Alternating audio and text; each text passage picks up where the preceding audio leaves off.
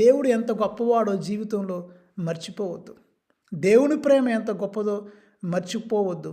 కొద్దిగా డబ్బులున్నంత మాత్రాన, మంచి ఉద్యోగం ఉన్నంత మాత్రాన నాకేంట్లే, నాకు తిరుగులేదు, అసలు దేవుడు లేడు, దేవుడు ఉన్నాడా లేడా, ఇలాంటి అనవసరమైన చర్చలకు వెళ్లకుండా దేవునికి ఇవ్వాల్సిన స్థానం ఎప్పుడు దేవునికి ఇవ్వండి. మానవుడు లోకమంతటిని సంపాదించి ఆత్మను కోల్పోతే ప్రయోజనం ఏంటి అన్నట్లుగా మన ఒక ఇంట్లో అన్నీ రిఫ్రిజిరేటర్, ఫ్రిడ్జ్ ఉండి, టీవీ ఉండి, కంప్యూటర్ ఉండి, అన్నీ ఉండి, వస్తువులను ఏసీ ఉండి, అన్నీ ఉండి, ఇంట్లో కరెంట్ లేకపోతే, ఫీజు ఫెయిల్ అయిపోతే ఏసీ పనిచేస్తుందా? ఫీజు ఫెయిల్ అయిపోతే లైట్లు వెలుగుతాయా? ప్రభు కరెంట్ లాంటివాడు మనందరికీ, మన గృహాలకి, మన జీవితాలకి ప్రియులారా. ఆయన లేకుండా మనం ఏమీ చేయలేము.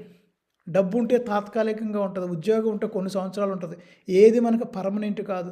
దేవుడు మాత్రమే పర్మనెంట్. కాబట్టి ఈ వాక్యం వింటున్న మీరు మొట్టమొదటిది